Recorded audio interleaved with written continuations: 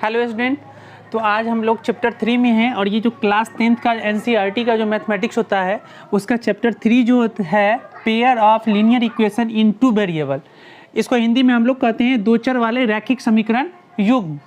और आज जो हम लोग इस वीडियो में करने वाले हैं ये इसका पहला उदाहरण जो है ये हम लोग आज करेंगे।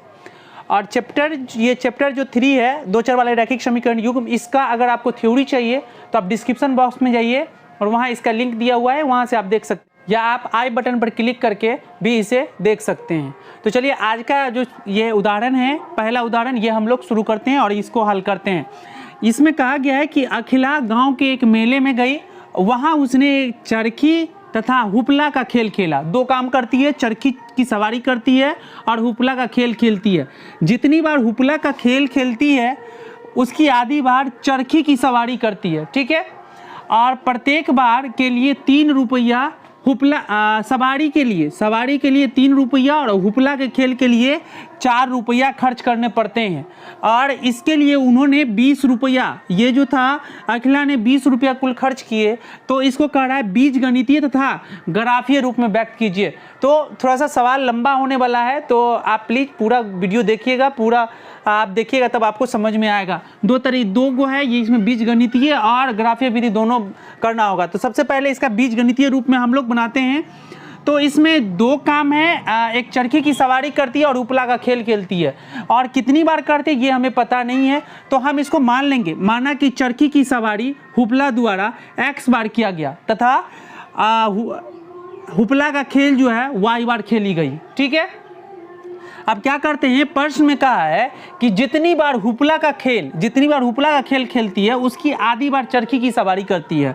यानी चरखी की जो सवारी है वह आधी बार करती है। ये चरखी की सवारी जो है x, ये आधी बार करती है, यानी 1/2x। किसके बराबर में? तो y के बराबर में, यानी कि हुपला का खेल के बराबर में। एक बार अगर हुपला का खेल खेलती है तो चरखी की सवारी कितना करनी है? आधी करनी है। और आधी का मतलब क्या होता है? 1/2, मतलब आधा हो जाता है। अगर आप इसका कैलकुलेशन करें और बट्टा में 1 डाल दें तो क्रॉस मल्टीप्लिकेशन गुना हो जाता है। दोनों तरफ अगर बट्टा हो तो क्या हो जाता है? क्रॉस मल्टीप्लिकेशन गुना हो जाता है। 1 को x से गुना करेंगे तो क्या हो जाएगा? x हो जाएगा। और y को 2 से गुना करेंगे तो क्या हो जाएगा? 2y हो जाएगा, ठीक है। ये समीकरण फर्स्ट हो गया, एक समीकरण निकल गया। अब दूसरा समीकरण निकालने के लिए फिर इसके दूसरे भाग का, जो सवाल का दूसरा भाग है वो पढ़िए। प्रत्येक बार सवारी के लिए 3 रुपया। तो सवारी कितना है फिर यहाँ पर लिखेंगे, फिर सवारी के लिए क्या है? x बार किया है, तो 3 रुपया की दर से x बार तथा 4 रुपया क्या किया? हुपला का खेल। तो हुपला का खेल 4 रुपये की दर से कितना बार? तो y बार। और जब दोनों खेल लेता है और जब दोनों को जोड़ देते हैं तो कुल खर्चा कितना हो जाता है? 20 रुपया हो जाता है, ठीक। अब इसका हम लोग सॉल्यूशन कर लेते हैं। क्या हो जाएगा? 3 को x से गुना करेंगे 3x, प्लस 4 को y से किया 4y, इक्वल टू क्या हो जाएगा? 20। यानी ये समीकरण 2 हो गया। यही है दो चर वाले रैखिक समीकरण युग्म, ठीक है। 2 हो गए। आप पूर्व का वीडियो आप डिस्क्रिप्शन बॉक्स में जाके देख सकते हैं। चलिए, अब ये दोनों जब निकल गए तो हमको अब क्या करना है? तो ग्राफीय विधि से हल करना है। तो ग्राफीय विधि से हल करने के लिए सबसे पहले हमें क्या करना होता है? तो इस दोनों का, ये जो दोनों समीकरण है, इस दोनों समीकरण जो है इसका हम लोग को हल निकालना होगा, तब हम जाके ग्राफ में डालेंगे। तो हल निकालने के लिए चलिए हल निकालते हैं। पहले तो समीकरण फर्स्ट से, पहले समीकरण पहला लेते हैं। समीकरण पहला क्या है? तो x बराबर 2y। और इसका क्या करते हैं? एक भुजकोटी तैयार कर लेते हैं। इसमें क्या करेंगे? एक में x का मान और एक में y का मान, और कम से कम 2 हल आपको निकालने पड़ेंगे एक रेखा बनाने के लिए। अब जानते हैं कम से कम 2 बिंदु होगा तब जाके एक रेखा बनेगा, ठीक है। इसीलिए हमको कम से कम 2 हल निकालने होंगे। तो चलिए निकालते हैं। क्या करना है? अब x का मान कुछ ऐसा ढूंढना है ताकि क्या हो जाए? y क्या हो जाएगा? दुगुना हो जाएगा, ठीक है। तो x का मान कुछ भी मानिए। अगर x का मान अगर हम माना कि x बराबर क्या है? 0 है, तो x बराबर 0, तो x बराबर 2y, यानी 0 बराबर क्या हो जाएगा? 2y। इसीलिए y अगर निकालेंगे तो क्या हो जाएगा? 0 ऊपर चला जाएगा, 2 कहाँ चला जाएगा? गुना में था, ये कहाँ चला जाएगा? भाग में। भाग का मतलब बट्टा हो जाता है। और जब ऊपर में 0 हो तो बाकी जो भी हो सब क्या हो जाएगा? 0 हो जाएगा, ठीक है। तो y का वैल्यू कितना आया? 0। x का वैल्यू 0, तो y का वैल्यू भी कितना आया? 0।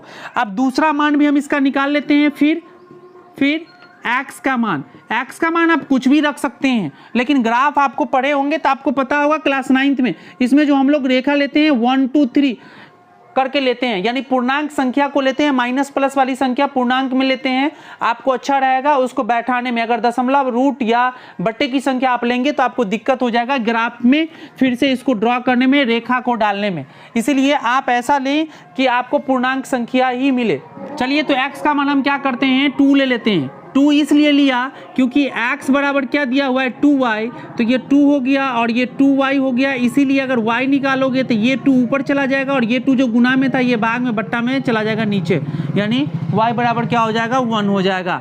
तो हमने क्या किया, तो x का मान कितना रखा, 2 रखा, तो y का मान कितना आया, 1 आया। ठीक है, 2 हल निकल गए। अब हम समीकरण दूसरा का हल करते हैं। समीकरण दूसरा तो लिखेंगे समीकरण 2 से, तो समीकरण 2 से दूसरा जो मेरा समीकरण है वो है 3x + 4y = 20, और एक हम लोग यहाँ भी भुजकोटि को तैयार कर लेंगे, एक में x का वैल्यू, एक में क्या करेंगे, y का वैल्यू लिखते हुए चलेंगे। अब क्या करेंगे हम, चलिए इसमें कुछ मान लेते हैं। माना कि आप x या y किसी एक को मानेंगे। माना कि अगर x को अगर मान लीजिए कि हम क्या करते हैं, 2 मानते हैं, तो कितना हो जाएगा ये, या पहले हम अगर 0 से ही शुरू करते हैं, अगर हम 0 मानते हैं तो क्या हो जाएगा, 0 और 4 से 20 कट जाएगा। ठीक है, हम 0 लेते हैं, x का वैल्यू क्या लेते हैं, 0, तो क्या हो जाएगा, 3x + 4y = 20 है। तो 3 को x का वैल्यू कितना हो गया, 0, तो 0 से गुना हो गया, 4y = 20। अब 3 को 0 से गुना करेंगे तो 0 + 4y = क्या होगा, 20। इसीलिए अगर हम अब क्या करें, अगर 4y बराबर हम लिख सकते हैं सीधा 20, यहाँ पे हम लोग या करके लिखते हुए जाएंगे। अब देखिए हुआ क्या हुआ कि यहाँ पे 0 को हमने जोड़ा तो कोई फर्क ही नहीं पड़ा, 4y बराबर क्या हो गया, 20। इसीलिए y बराबर क्या हो जाएगा, 20 ऊपर, और ये जो गुना में था ये चला जाएगा भाग में, यानी बट्टा में। 4 × 5 = 20, y का वैल्यू कितना आ गया, 5 आ गया। ठीक है, अब हम दूसरा मान लेते हैं। फिर क्या करते हैं, फिर हम लोग x का मान कुछ और लगते हैं। x का मान लीजिए कि हम अगर 4 रखते हैं तो 4 तिया क्या हो जाएगा, 12। अगर 4 रखेंगे तो 4 तिया 12, और 20 में से 12 जाएगा तो 8 हो जाएगा, और 4 से कट जाएगा। ऐसे हम लोग को आपको बैठा के देख लेना पड़ेगा, तब अच्छा होगा। चलिए अगर हम x का मान 4 रखने पर, 4 रखने पर, चलिए x का मान बराबर 4, तो 4 अगर हम x का वैल्यू रखते हैं तो क्या करते हैं, 3x + 4y = 20, और 4 इसमें डालते हैं। चलिए 3 गुने क्या हो जाएगा, 4 + 4y = 20। अब इसको ऊपर लेके आते हैं, चलिए इधर लेके आते हैं। इसको क्या करते हैं, 3 को 4 से गुना करेंगे, 3 को जब 4 से आप गुना करेंगे तो कितना होगा, 4 तिया 12 हो जाएगा, और प्लस क्या हो जाएगा, 4y, और = क्या हो जाएगा, 20। ठीक है, अब क्या हो गया, अब 4y को बाईं तरफ, और ये 12 जो है इसको दाईं तरफ उठा के ले जाओगे तो माइनस में 12 हो जाएगा, क्योंकि अभी किस में था, प्लस में, और बराबर के उस तरफ जाएगा तो वो माइनस हो जाएगा, सिंबल चेंज हो जाता है। अब 4y बराबर क्या हो जाएगा, 20 में से 12 घटाओगे तो 8 हो जाएगा। इसीलिए y बराबर क्या हो जाएगा, 8 ऊपर चला जाएगा, और ये गुना में 4 है, 4 आ जाएगा नीचे, 4 दूना 8, यानी 2 मरतबे कट गया। अब हम x का वैल्यू कितना लिए थे, 4 लिए थे। x का वैल्यू क्या लिया था, 4, तो y का वैल्यू कितना आया, 2 आ गया। ठीक है, अब देखिए हमको जो 2 समीकरण है, दोनों समीकरण का हल दिया हुआ है। हमको पहले समीकरण में देखिए, पहले समीकरण में क्या है, 0, x का वैल्यू क्या है, 0, y का वैल्यू भी क्या है, दोनों का 0 है। तो दोनों x y दोनों का 0 है, तो एक बिंदु तो आपको यही मिल गया, 0 0, x y दोनों। दूसरा देखिए, x में 2 है, y में 1 है, तो x में प्लस वाला 2 और y में प्लस वाला 1, यानी ये ऊपर की तरफ, ये इधर जाएगा, यहाँ पे ये बिंदु बनेगा, और ये आपको लिखाएगा क्या, पहले x का वैल्यू फिर y का वैल्यू। और जब आप ये ग्राफ पेपर पे आप जब बनाओगे तो आपको ये लकीर खींचा हुआ मिलेगा, ये लकीर दोनों क्या होगा, आपस में मिला हुआ मिलेगा, खींचा हुआ मिलेगा। इसीलिए आपको डरने की जरूरत नहीं है, आपको आराम से बना सकते हैं वहाँ।